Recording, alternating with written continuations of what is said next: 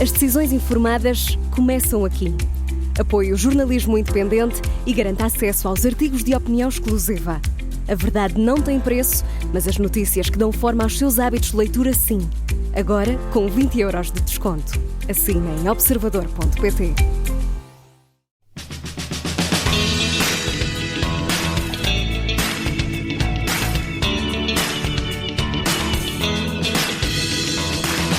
Insónios de todo o mundo, univos. E vindo ouvir a conversa de hoje, pois tenho dois convidados extras que são psiquiatras e nos propõem o fim das terríveis insónias. André Ponte e Henrique Prata Ribeiro especializaram-se em psiquiatria no antigo Hospital Júlio de Matos, onde se conheceram. Hoje trazem-nos o seu último livro, Dormir é Fácil, a abordagem cognitiva ao tempo comportamental para acabar de vez com a insónia. Um manual, no fundo, que traz um plano inovador de um mês para acabar com as insónias. O objetivo deles é fazer com que as pessoas possam tratar a insónia na sua própria casa, sem que tenham de recorrer a fármacos numa primeira abordagem. Um método científico amplamente testado em todo o mundo. Porque, de facto, Portugal ocupa as posições cimeiras entre os países onde a população toma mais fármacos para dormir. Em 2022 despendemos quase 90 milhões de euros. E sabe-se que entre 25% e 40% das crianças já sofrem de perturbações do sono. Vamos desmontar mitos, saber de técnicas e perceber o que nos pode ajudar. Olá André e olá Henrique. Olá. Bem-ajam por terem aceitado este meu convite. Bem-vindos à Rádio Observador. É um prazer estar aqui com vocês dois. Eu vou começar pelo Henrique Coimbrão, que foi jogador profissional quase profissional. Não? Sim. Como é que se diz? Foste federado? Sim, federado. Tu eras Lobos, eras sim. Lobos. Dos Lobos nunca cheguei a ser, Okay. da seleção sénior. Fiz as seleções todas até aos sub-21. Na seleção sénior ainda andei lá a treinar, mas nunca O representei. desporto vem de casa por causa do teu pai, que já era... Exatamente, o meu pai era recordista de nadador, natação. exatamente, era recordista de natação. Fomos sempre fomentados desde miúdos a praticar desporto, tanto que o meu irmão também andou nas seleções de rugby como eu, jogámos juntos na académica. Depois eu vim para o CDUL, e então andámos desencontrados. E Jogaram a minha irmã, um contra o outro? nunca jogámos um contra o outro. É uma coisa curiosa. Quando eu fui a Coimbra jogar, numa das épocas ele estava lesionado, depois ele jogou e eu tive um congresso e não estava em Portugal. Portanto, arranjámos ali maneira de não nos confrontarmos. Estava com medo, diz o André, um com o outro. Sim, como é que isso seria? Como é que o rugby, uma pergunta muito direta, como é que o rugby, Henrique, te ajudou na tua vida como psiquiatra, no teu dia-a-dia? Eu diria que com tudo, porque parte da nossa educação, a parte fundamental é dada em casa e depois nós somos educados na escola, com os professores, com os amigos que nós escolhemos para passar mais tempo, não é? O rugby é uma forma de nós aprendermos a lidar com um balneário, que tem muitas pessoas completamente diferentes das outras, e a vida diária de balneário ensina-nos a lidar com pessoas diferentes, a liderar quando é preciso, a conseguirmos ter um lugar mais secundário quando é preciso também. Portanto, acho que o rugby me ajudou em todas as áreas da minha vida, não só na psiquiatria. Tu tens um percurso engraçado, porque tu, médico, não era nada uma coisa que te apaixonasse muito há muitos anos, eras direitos, economista, o pai a puxar para um lado, a mãe a puxar para o outro, mas ninguém a puxar para a medicina e muito menos psiquiatria. Não, e foi assim uma coisa na altura... Pronto, que eu não conseguia justificar bem, mas o que eu dizia aos meus pais era que eu, como médico, precisava ter uma formação muito específica e poderia ligar-me, que acabei por fazê-lo, à área forense se fosse psiquiatra. Exatamente. E, portanto, esta ideia de vir para a psiquiatria, de ir para a área forense, exatamente, dano corporal, e agora a mais recente em psiquiatria forense mesmo. Okay. E, portanto, esta ligação à psiquiatria forense é uma coisa que eu já tenho como uma ideia desde que entrei para a medicina, como uma possibilidade. E a parte da economia, acho que gerir empresas, lidar com mercados, tudo isso continuava a ser possível sendo médico. E, portanto, a medicina era a única que era específica tecnicamente. É engraçado porque tu dizes também que fui para uma área mais técnica, tu eras bom de conceder nas ciências, mais puras, mas não querias perder essa ligação com as humanidades e com a filosofia e com a literatura. E isso é engraçado porque a medicina, e concretamente a psiquiatria, muita psiquiatria, tem muito a ver com isso, com filósofos, não é? E nós trabalhamos, a base com que nós trabalhamos e com que avaliamos os nossos doentes é uma base fenomenológica. Portanto, tem ligação com a filosofia diretamente. Ou seja, a forma como o indivíduo vê o mundo exterior e o interpreta. E eu, ao longo do curso de medicina, senti falta das ciências humanas, porque acho que o curso estava muito estruturado para as pessoas só saberem medicina, só se preocuparem com a área da medicina. Que para mim, em casa, também foi sempre uma realidade que eu não tinha. Eu, por exemplo, queria ir sair à noite e o meu pai dizia assim, ok, tu podes ir sair, mas primeiro vais ler este conto de Jorge Luís Borges e depois explicas-me o conto e assim podes ir sair à noite. Então eu tinha algumas tarefas que tinha de fazer para comprar a minha liberdade. Isso é uma ótima ideia. É sério, é sério. Muito bem. André, tu és terceirense. No fundo, nasceste sim, na sim, terceira. Eu nasci na terceira, mas no fundo... Criaste em São Miguel, não é? Sim, os meus pais são de São Miguel. Consideras-te o quê? Terceirense ou micaelense? Ou açoriano? O melhor dos dois mundos, com certeza. Isso é extraordinário. Ambas ilhas fantásticas. Existe ali alguma picardia entre as duas, eu nunca a vi, mas de facto eu cresci... Os pais eram de lá? Não, os meus pais são de São Miguel. Ok. Os dois. Okay. O meu pai dava aulas na terceira, na Universidade da Terceira, na Universidade dos Açores, sendo que o polo de tecnologia alimentar, que era onde ele estava era funcionava em Angra. Portanto, eu aconteci lá. Ok, eu aconteci lá e depois voltei. Esta ideia vieste depois de estudar medicina para Lisboa, tu tiraste cá em Santa Maria? Sim. Este apelo, quando é que nasceu para ti este apelo da medicina? E concretamente da psiquiatria, mas primeiro da medicina? Ou foste, querias psiquiatria, portanto tu tinhas eu acho que fui sendo influenciado pelos meus pais, um bocadinho manipulado, é o que os pais fazem às crianças, não é? Eles viam que se calhar, olha, se fosses para a medicina ainda te safas, arranjas um bom emprego, tens uma coisa segura. E depois existe sempre aquela pressão nos bons alunos, para onde é que eles vão, para o que é que Eras devem fazer. Eras um aluno de 19? Sim, era um bom aluno. Sim, aliás, para medicina em Santa Maria tinhas que ser. Pronto, okay. Pronto. O que é um bocado exagero ou não? O quê? Por exemplo, o Eduardo Nobre dizia o Fernando Nobre dizia que eu tirei em Lovaina, na Sociedade Católica na Bélgica, e o curso cá precisava de média 19 e lá era média 14. E nós entrávamos. E depois é mais humano, porque há muita gente que tem médias 19 e nunca será bom médico, não tem essa vocação. É oferta e procura. E ela diz, eu tirei com 14, entrei, e ao fim do ano és avaliado por um júri e dizes, tens vocação ou não tens? Certo. Porque já contactas com doentes, já tens anatomia, Isso é um sistema que eu acho mais inteligente do que o nosso, que é. Ou tens quem é que aos 18 anos... quer dizer, eu às vezes apanho alunos de primeiro ano de medicina, falo com eles, e falta-lhes mundo, faltam viver a vida... Quem somos nós para dizer que aquela pessoa não vai ser um bom médico? Isto não é uma coisa que eu consiga dizer logo à partida. Sim, mas eu estou a dizer com a prática de os ver a lidar com doentes, já visitar camas e já fazer esse pequeno trabalho. Mas aos 18, sair do secundário é difícil. Está bem. Mas quando és um médico muito vocacionado, André, já tens qualquer coisa genética para ser médico? Eu não sei se é bem assim. Há pessoas que se adaptam a tudo. Eu não tenho essa visão. Que nascem bons médicos mesmo depois de acharem que só podiam ser bons advogados. Ok. Pode ser. Está aqui uma pessoa que... Sim, eu nunca diria... Um bom advogado? Não é isso.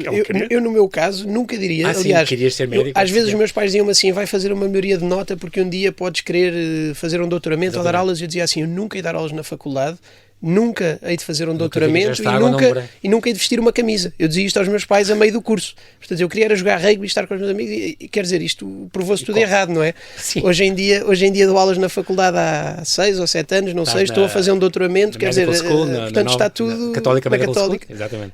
Portanto, isto muda muito. E é muito curioso porque este apelo nasceu pela psiquiatria concretamente, André, vem de onde? Porquê? A medicina sempre foi um bocadinho aborrecida. Eu nunca quis saber muito da parte do... Para dar aqui um bocadinho... E pele e sangue. Isso, odiava. A anatomia odiava mesmo, com uma paixão ardente. Eu até gostava. Nunca serias, portanto, ortopedista, nem essas coisas? Não, mas não por essas razões. Se calhar por outras. Serrar também ossos também não era para mim. Serrar ossos, céus. Mas o comportamento humano sempre foi interessante. Fascinava-te. Isso eu gosto. Eu sempre tive por exemplo, quando estava na escola, o que eu gostava era de resolver problemas. Podia ser engenheiro, amigo. Podia ter sido engenheiro. Eu sinto que a minha abordagem, no fundo, na psiquiatria e da medicina, tem um bocadinho de resolver problemas. Sim. Eu gosto de tentar encontrar padrões, de perceber o que é que está errado, como é que a gente pode ajudar a pessoa que comportamentos é que não estão a ajudar ou estão a perpetuar algum problema. E, portanto, eu acho que levei isto um bocadinho para a psiquiatria também, para a medicina e depois para a psiquiatria. Psiquiatria é o mais interessante, na verdade. Infecções urinárias não me interessam tanto. Eu dei por mim a pensar porque é que eu estou a tratar isto, não quero saber. Dos dois, tu és o único sonologista? O único sonologista, sim. Porque tu, Henrique, és mais a saúde pública e tens mais esse foco, digamos mais assim. ligado à parte forense e depois nos últimos anos, um bocadinho porque fui querendo mudar algumas coisas específicas, acabei por entrar nesta parte da saúde pública mudar e estar algumas com programas coisas específicas. Por exemplo, gostavas que todos os remédios fossem gratuitos para os esquizofrénicos e esse tipo de coisas? Pronto, ter acesso ao ar livre quando estão internados. A questão do ar livre foi a primeira grande questão e a questão das vítimas de violência doméstica que eu recebia numa consulta no Hospital Júlio de Matos. Cooperaste na com a APAV também. Exatamente, com a APAV. Depois, a questão da privação de liberdade dos doentes sempre me fez muita confusão, que era ver serviços de internamento em que os doentes estavam muitas vezes privados de liberdade para estar internados, porque apresentavam por via da doença deles perigo para eles ou para outros e então tinham de ser internados, mas depois ficavam trancados num corredor sem janelas que pudessem abrir, sem portas que pudessem abrir, sem varandas, sem pátios, sem nada. E isso fez muita confusão e essa foi a primeira coisa que me incomodou. Eu achei que tinha de mudar e que acabou por me empurrar a fazer o resto, porque depois apercebi-me que tinha doentes com episódios psicóticos, com esquizofrenia, que não tinham dinheiro e as famílias não tinham dinheiro para pagar as injeções mensais mais modernas. E então esses miúdos ficavam a fazer medicações antigas, como o Aldol, que é assim a mais conhecida, que os deixavam a arrastar os pés, a babarem-se. E eu pensava assim, estes miúdos que têm hipótese de fazer uma medicação mais recente, trabalhar, não ficar dependentes de uma pensão de invalidez daqui a uns anos, precisam ter acesso a esta medicação. E então essas lutas, digamos assim, foram o que... Exatamente, foi o que acabou por me empurrar para depois entrar num projeto que é o Health Parliament de Portugal. E depois, a partir do Health Parliament, com a apresentação das medidas, acabei por ter um convite para trabalhar com o Governo Regional dos Açores. Onde foste fazer o quê? No fundo, as bases de uma espécie de Serviço Nacional de Saúde? Assim? Não. Ele já tem o Serviço Regional de Saúde a funcionar como cá. O que não existia lá era um programa regional para a saúde mental. Quando eu fui chamado, até foi inicialmente como consultor, depois pediram-me para converter a consultoria num programa regional para a saúde mental, eu converti e depois convidaram para ir coordenar a implementação do programa. E estive um ano e meio... 30 anos? 32. Foi quando deixei de jogar rugby. Foi aí que deixei de ter hipótese de continuar a treinar. O que é que olhou para ti e disse, não, tu és bom para fazer isto? Foi o Clélio Menezes, que era o secretário regional da saúde. Não é muito vulgar? Pois, eu também acho que não é. E foi uma oportunidade espetacular, quer dizer, eu não estava à espera aos 32 anos de poder desenhar um programa e ir implementá-lo, quer dizer, é uma coisa espetacular e altamente desafiante, não é? Tem os seus contras, claro. É duro, mas tenho gostado bastante de o estar a fazer, mas foi o Clélio Menezes, que era secretário regional da saúde e que, pelos vistos, estava à procura de ideias para a área da saúde mental e viu a nossa última comunicação, que foi transmitida pelo Expresso no Facebook, do Health Parliament de Portugal. E foi com base nesse projeto que fui convidado. Muito bem. André, esta coisa do dano corporal é uma pós-graduação tua? Não. Foi o Henrique fiz isso, nem quero. Não. Estás longe. E tu és o único que és o tal que és sonologista certificado à série? Sou eu. Pela que é? Sociedade Europeia. Sociedade Europeia. Muito bem. Estava a pensar nisto porque hoje em dia associa-se muito esta ideia dos psiquiatras. Eu tenho um filho que é psicólogo, tenho outro que está a doutorar em neurociência e, portanto, estas áreas são um bocadinho cruzadas e dizem às vezes, a brincar, que os psiquiatras que tratam tudo com fármaco que está a andar. E não é bem assim, porque vocês são um bocadinho para mim a prova que não é bem assim. Aliás, este livro é um bocadinho a prova que não é bem assim. Há uma maneira são, no fundo, métodos, este mês, 4 semanas deste método, estas técnicas cognitivo-comportamentais para a pessoa dirigidas à insónia. Mas, hoje em dia, há cada vez mais sinais dos bons resultados da terapia com, por exemplo, os psicodélicos. É uma coisa... Acho que já fizeste uma coisa com ketamina nos Açores, por exemplo. Lá nos Açores começamos a aplicar em algumas pessoas, em alguns doentes selecionados. Ainda não está aberto totalmente. Com bons resultados a ketamina? Sim, com melhorias. Normalmente também a população a quem nós aplicamos isto é uma população já difícil. Portanto, são aqueles doentes que não melhoraram com uma linha de tratamento, 2 linhas de tratamento. Tradicional. Certo. Portanto, nem com eletroconvulsoterapias, nem com estas coisas. Uma das razões pela qual nós, nos Açores, avançamos para a ketamina é porque, exatamente, não temos os ECTs lá. ECTs é o aparelho? Sim, são as até tem a máquina, não é? E a formação foi feita, mas... Pronto, os hospitais depois têm aqueles Tem problemas. os equipamentos, mas depois não tem quem os saiba... Nós sabemos, falta um anestesista, falta um sítio de recobro, falta uma sala, falta tempo então também. Falta infraestruturas, digamos infraestrutura, assim. Isso mesmo. Okay. Portanto, avançamos aqui para a ketamina e a ketamina tem resultados muito interessantes. Eu posso dizer que começamos... Em que género de doenças é que é, André? Neste momento estamos a aplicar principalmente em depressões. Okay. Começam a haver novas evidências, assim, para as depressões graves. Uhum. Porque é aquelas que às vezes são mesmo de internar, não é médias nem... E principalmente aquelas que não resolvem, portanto já tentamos muita medicação, não é? Não é como se... Não é a primeira linha. Sim. Para depressão resistente. Sim, assim chamada. E portanto, nessas circunstâncias, claro que impacta totalmente a vida da pessoa. E quem está à sua volta. Exatamente. Não é? E pode ser perigoso para os outros, é uma coisa que eu não sabia e aprendi com vocês.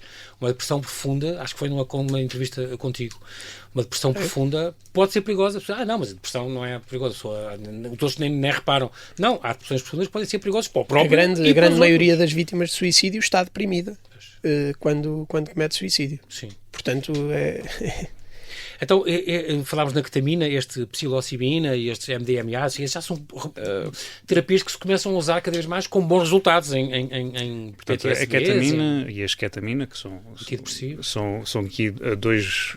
A esketamina é um derivado aqui da ketamina. Okay. Os dois já têm evidência para a depressão. Tudo o resto ainda está um bocadinho em fase de estudos. Não começam a haver boas... São coisas aprovadas pela estes dois, União Europeia. Portanto, a esketamina está aprovada para a depressão. A ketamina tem sido utilizado como off-label, mas com bons resultados e já é um fármaco que é utilizado há muito tempo e, portanto, temos evidência que é segura e que pode ser utilizada. Uhum. Agora, psilocibina, MDMA, ayahuasca, estas coisas que têm surgido agora... Uhum. Ainda estão a fazer o seu caminho. Estão a fazer o seu caminho e temos que ter algum cuidado quando falamos sobre eles. Ainda tem que haver algum prazo ainda que ainda não houve para testar a longo prazo. Se funcionarem, garantidamente hão de fazer parte do nosso armamento medicamentoso. Exatamente. Mas é um bocado mentira esta coisa do psiquiatra resolve tudo com respiradona.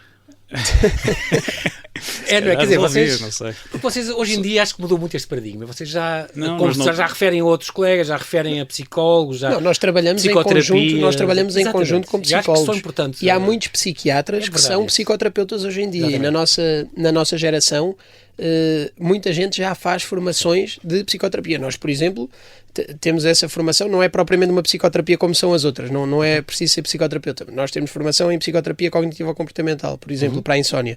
O André até acho que tem outra, não é? Tu tens outra formação feita, mas não és psicoterapeuta também. Sim, não sou psicoterapeuta, mas pronto. Mas há alguns psiquiatras que escolhem mesmo fazer as formações que lhes conferem o título de psicoterapeuta e que podem... Agora, por exemplo, nós o que fazemos na nossa consulta, referenciamos os doentes a psicólogos que trabalhem connosco. Claro. A depressão é uma doença curável, é uma coisa que vocês fazem questão de dizer e afirmar. Exatamente. Vocês passaram muito tempo, antes de fazer este intervalo que vamos ter que fazer, vocês passaram muito tempo a dar consultas, quer um, quer outro, a tratar de insónias, antes de nascer este livro. Sim, porque grande parte de qualquer, de qualquer psiquiatra ou mesmo um médico de família, grande parte do tempo que passa na consulta provavelmente é ouvir problemas de sono das pessoas. Sim. As pessoas queixam-se muito. Não é como se fosse uma coisa que... Acordo cansado e não sei o quê, o sono não foi reparador, aquelas coisas que Estamos a falar de 35% das pessoas no mundo têm sintomas transitórios no ano de insónia. Okay. 10% das pessoas têm transitórios, quer dizer, temporais? Crónicas, sim. Tem ali alturas em que dormem pior e que... Sim. Mas não é uma coisa crónica nesse caso. Nesses casos, episódica. Sim, episódico. Mas crónica estamos a falar de 10% da população. Portanto, é brutal, não é? Sim. É enorme, muita gente. É enorme.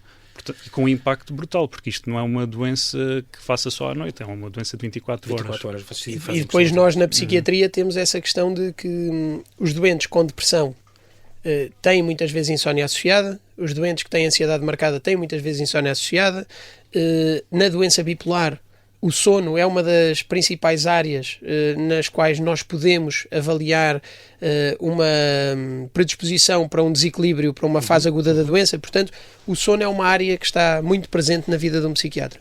O sono aumenta 2 vezes o risco de depressão, por exemplo. Exatamente. Vamos já conversar sobre isso tudo já a seguir. André Pontes e Henrique Prata Ribeiro. Temos que fazer aqui um brevíssimo intervalo. Já voltamos à conversa. Até já.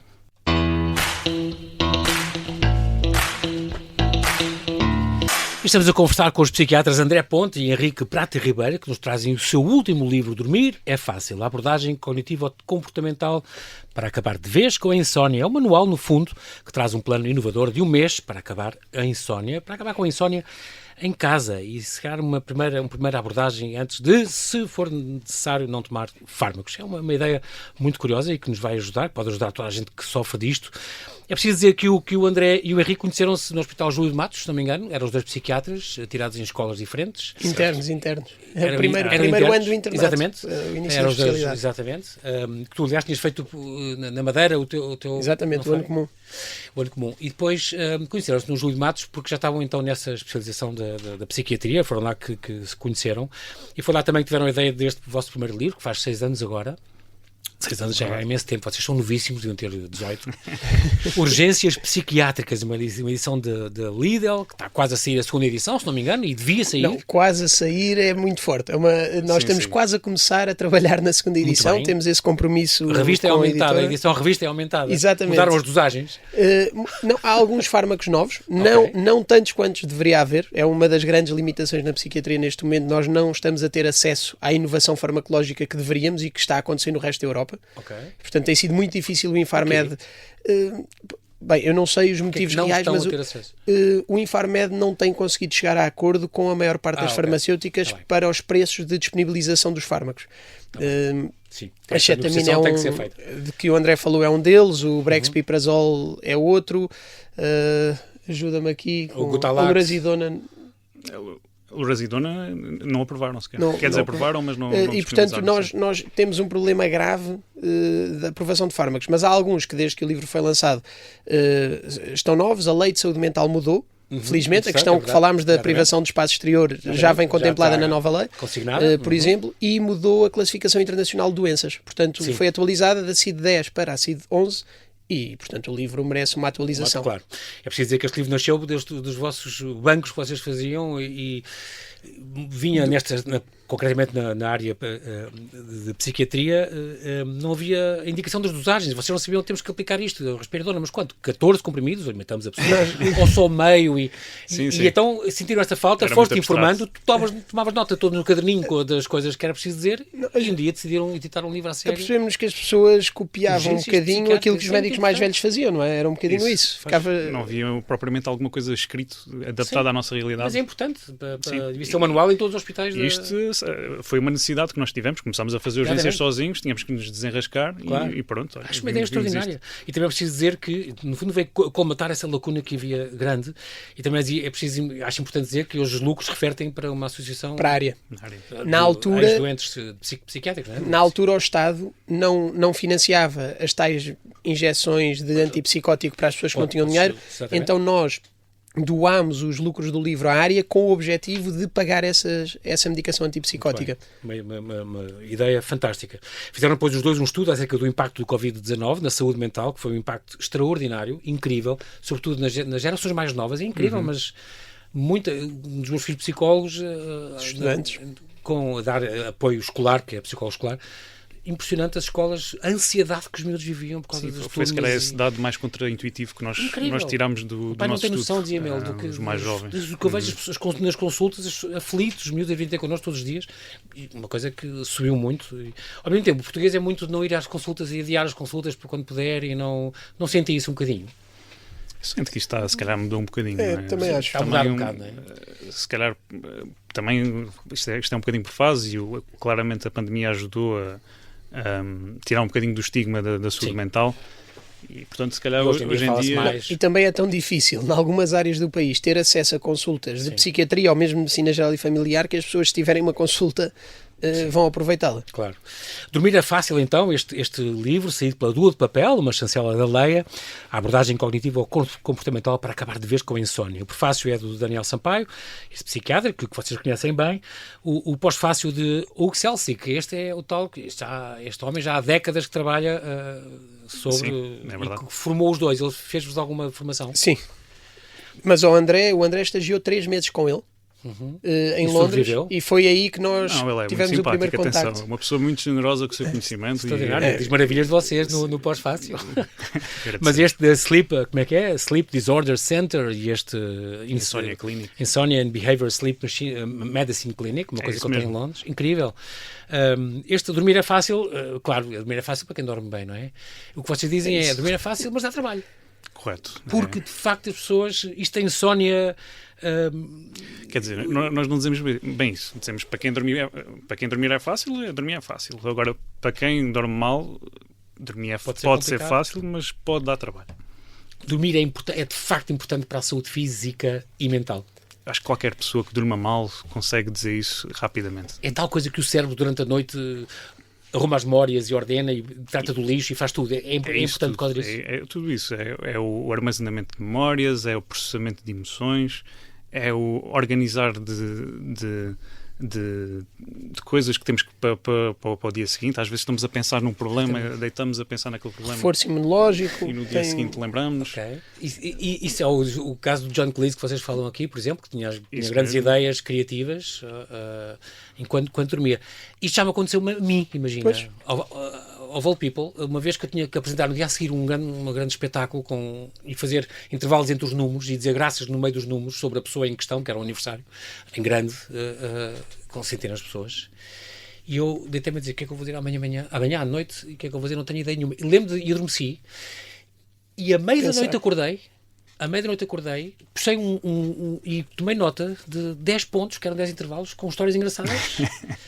Viste que aconteceu isto com ele, e vês isto, palavra de honra, eu sei que foi o Espírito Santo, mas pronto, mas completamente, e voltei a dormir, e no dia seguinte tinha mas no fundo o exemplo, como é que é possível o exemplo que nós damos do John Cleese é isso, ele percebeu que poderia usar o sono como uma ferramenta para o ajudar no trabalho dele.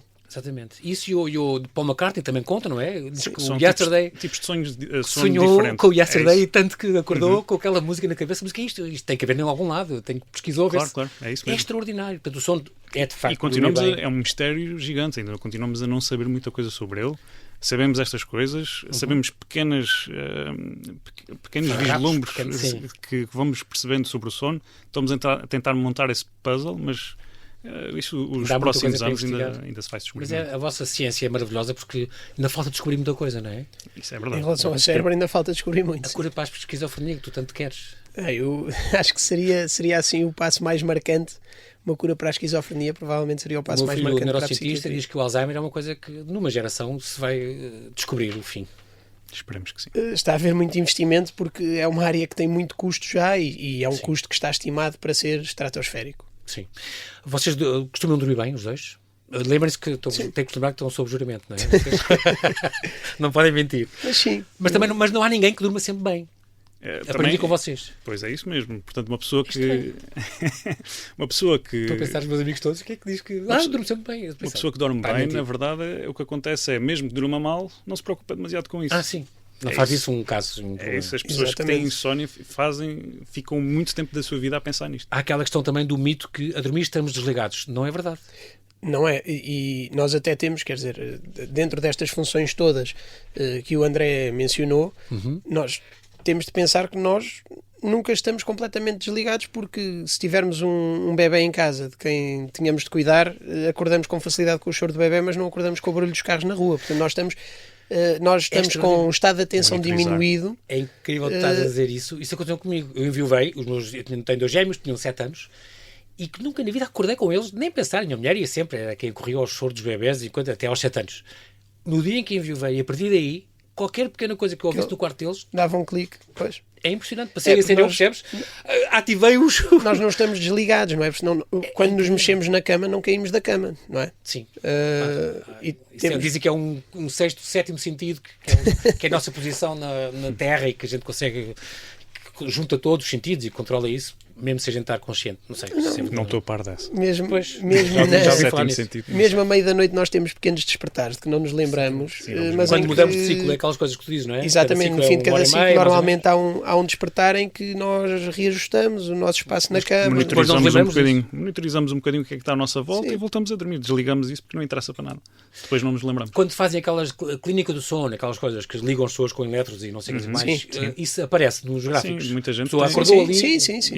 Inúmeras vezes, sim. E Claro que mexemos. quando tem demasiadas também pode ser patologia. E o sono tem mesmo. Mas esses, existe. esses ciclos de sono de que está a falar são mesmo observáveis em termos de, nesse exame, na eletroencefalografia, são observáveis os estadios diferentes, exatamente, as ondas cerebrais são diferentes quando estamos acordados, quando estamos no sono REM, que e é depois dentro do não REM nas 3 fases. E é possível três diferenciar pela patamares. amplitude das ondas, pela frequência das ondas. Portanto, estas fases de sono são mesmo distintas. O REM é aquela fase onde está rapid eye movement, não é? Exatamente. Tem os olhos a revirar e ver Exatamente, a mexer-se quando olhas para alguém que está a dormir, está com os olhos a mexer. rapidamente, exato. Portanto, no fundo, Isso é o que cérebro a processar? É no nosso sonho nós estamos a mexer os nossos olhos, no fundo. É uma das teorias. Existem várias, atenção. Pois, está bem, ok. Este livro também é muito útil. Estava a pensar que quem tem insónias e de facto tem técnicas, vocês fazem este método também bem dividido nas 4 semanas, com exercícios, com as pessoas vão preenchendo, vão vendo o que é que estes gráficos querem dizer, fazem algumas contas e tudo, impecável. Mas também é um livro útil para quem dorme bem. Certo. Eu aprendi imensa coisa sobre... Pois tem informação, eu para dou pouco. quem gosta de saber mais, tem informação que eu acho que é bastante útil. Eu sou um short sleeper, mas de qualquer modo, percebo que isto obriga-nos a também a testar os nossos conhecimentos sobre o sonho, que é muito curioso. Aprendemos imensa coisa curiosa. E dá para perceber, quando eu durmo, naquela noite que eu durmo mal, consigo perceber porque é que eu dormi mal. Ok. Fez os testes? Também nos dá um bocadinho de paz, eu acho, pelo menos. Quando eu às vezes durmo mal, eu sei, pronto, não devia ter feito Mas exercício à fez noite. os testes de conhecimento do livro? Não li isso com é essa... que tem de fazer. Eu tenho convidado por dia, não consigo um dia ter lido tudo. Não, mas isso fica esse desafio. Tem de fazer isso. Isso tem um teste antes da pessoa começar o livro. Sou muito desregrado, Henrique. E depois um teste de conhecimento a cada semana. Sim. Portanto, dá para testar Com o conhecimento. autoavaliação, Exatamente, dá para testar. Muito bem. Testes simples, não se preocupe. sim, eu já vi o género. Quase sempre os sonhos, lembrar-se dos sonhos não é sempre uma coisa benéfica. Aprendi com vocês também. Eu lembro de todos os sonhos que eu tive. Alguém me diz, e vocês dizem, não, isso é um bocadinho perigoso. Não é suposto lembrar-se. Portanto, eu não me lembrar, que acontece muitas vezes, não lembrar dos sonhos não é mau. Sim, e não quer dizer que não sonha. Pois, porque acho que toda a gente sonha, é verdade isto? Isso não é verdade, mas há pessoas que não sonham, mas... Nunca? Nunca tenho Isto é uma palavra muito forte. Pois, Mas há pessoas- Esta palavra é muito forte. há pessoas que não sonham, quer dizer, e na verdade depois existem sonhos todos muito diferentes. Sonhar no sono profundo é muito diferente de sonhar no sono REM. No sono profundo são coisas aborrecidas, são coisas... são imagens, quase. Ok. O sono REM, quando o sonho do sono REM é um filme, é uma curta-metragem que nós somos o Os tais dos movimentos, ligados a movimentos, não é? Sim, Como Sim, vocês mas dizem. em que o corpo não responde, ou seja, o corpo fica estático, os músculos não contraem, porque senão nós estaríamos a mexer-nos na cama. São os sonhos com mais movimento que as pessoas associam a isso. Tanto que o tipo de memórias que nós assimilamos numa fase e noutra são diferentes. No sono REM nós assimilamos memórias mais ligadas a movimento e no sono não REM assimilamos memórias ligadas à informação. Exatamente. Arrumamos fecheiros que recebemos durante o dia. Eu costumo dizer assim, não trabalhadas. o sono REM é aquele que o meu treinador de rugby queria que eu tivesse mais, mas os professores na escola queriam que eu tivesse sono não REM, não é? O tipo de informação diferente. Exatamente.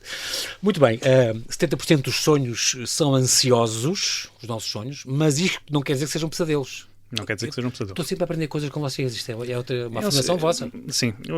Isso também é uma outra coisa que é importante as pessoas perceberem, porque acham que estão a ter não sei quantos pesadelos, mas na verdade o que aconteceu é no sonho, saíram de casa, esqueceram-se de alguma coisa, não tinham as chaves de casa, Exatamente. depois há uma preocupação, como é que eu vou, e depois Uma certa aparece ansiedade. alguém. Pronto. No fundo, existem muitas teorias também sobre isto. Não sabemos exatamente quais as que são mais que vão vingar no final, mas uma delas é que estamos a preparar para eventos parecidos. Não quer dizer que seja exatamente igual àquilo, não é? Mas que quando nós passarmos por uma situação similar, temos algum arcabouço mental para lidar com ele. Uma antecipação pessimista, como Também, se chama. como se fosse uma Inception. Isso é quase uma construção de uma memória. Já Ou se de consegue uma- implantar Já memórias não dos ratos. Atenção, Isso estamos a avançar muito. não é... Já resolvi aquele problema de alguma maneira. Nem que o déjà vu e aquelas coisas do... Sensação de déjà vu, se calhar. Pronto, tal como ajuda a trabalhar, emocionalmente, situações que tenham ocorrido antes, com situações parecidas que possamos ter durante os sonhos, e portanto acaba por fazer uma assimilação emocional, se quisermos chamar assim também. Os efeitos da insónia, de facto, a insónia deve ser sempre tratada. Sempre. Sobretudo quando é crónica, porque há uma coisa é crónica, outra coisa é aguda, são coisas diferentes.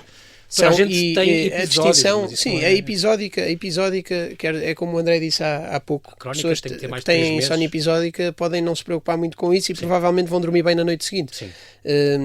A partir dos 3 meses nós determinamos que uma insónia passa a ser crónica e deve ser sempre tratada. Encarada e tratada. Os principais efeitos. E mesmo quando temos doentes com uma depressão e insónia, já está provado, mais do que provado, que há vantagem em tratar as duas.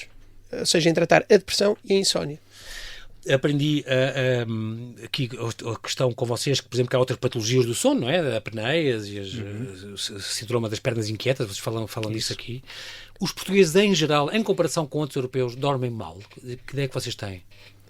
Pelo menos somos nós que compramos mais remédios para dormir. Não sei se quer dizer mesmo, se quer dizer isso ou não. Eu acho que não há dados sobre isso. Não há? E esse caso concreto, eu penso que está a falar do Zolpidem, que é especificamente um fármaco, não é? Que foi...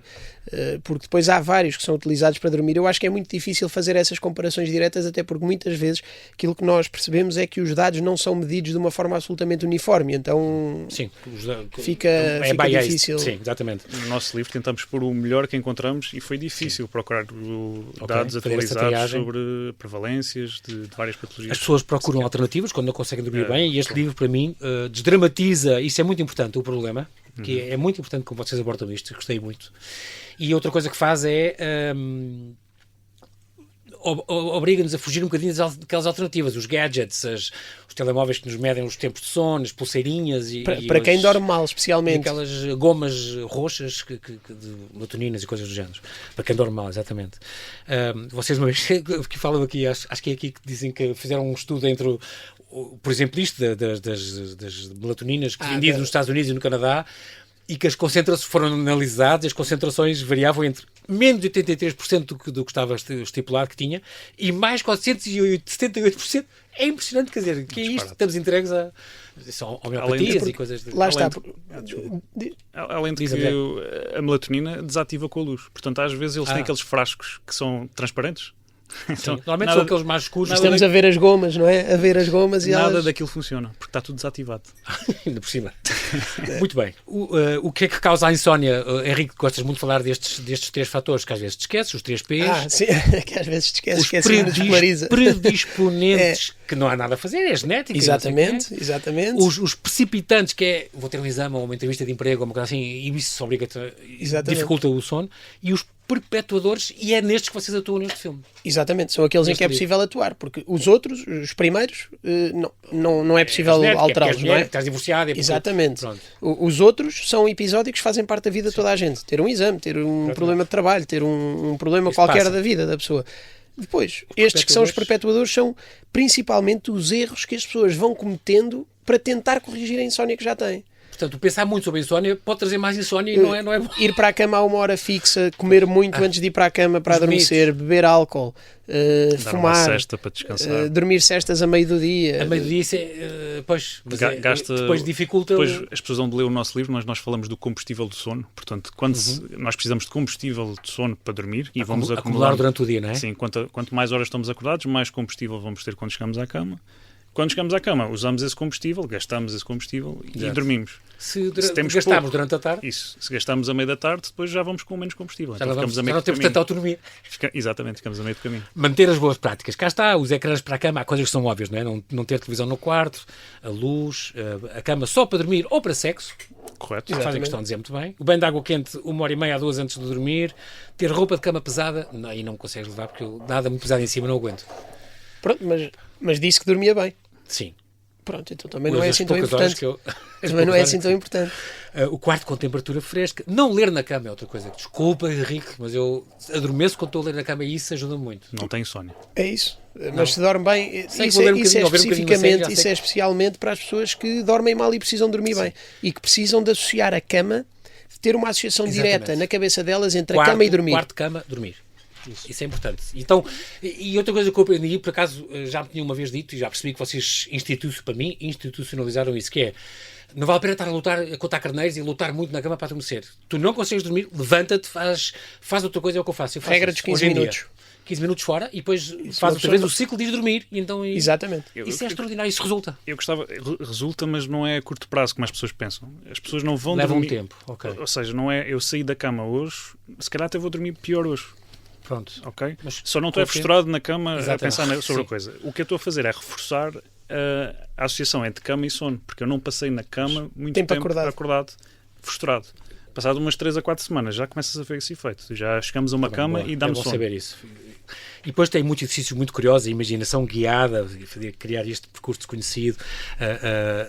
E isso é importante. Vocês dão para mim, sobretudo, este livro, Dormir é Fácil, tem estas ferramentas que são muito úteis e que de facto, e a gente aprende muita coisa. Estes mitos, vou dormir 8 horas é o ideal. Esta história que 8 horas é que é bom, vocês dizem é um mito, depende das pessoas, obviamente, cada caso é um caso e pode demorar mais, claro, pode demorar se tivesse de dormir 8 horas, estava a dizer que é um short sleeper. Se tivesse de dormir 8 horas, provavelmente tinha de se medicar. 5. Iria medicar-se para tentar dormir 8 horas porque achava que era o que tinha dormido. Isso não faz sentido nenhum. Exatamente. É pena esta questão do acesso a consultas de insónia e psicoterapia, que ainda é muito limitada em Portugal. Vocês já atenderam casos nas vossas clínicas ou nas vossas consultas em que assim não vai lá e tem mesmo que ser medicado, as pessoas podem... Isto é um complemento. Claro. Isto é uma primeira abordagem. Se não resultar, há ajuda... O que esse livro tem é verdadeiramente a primeira linha de tratamento. E nós dizemos que dá trabalho porque dá trabalho. Sim, fazer o que aí está durante um mês requer consistência, requer que as pessoas se regrem e cumpram o que aí está e, portanto, não é fácil. Agora, essa é a primeira linha de tratamento.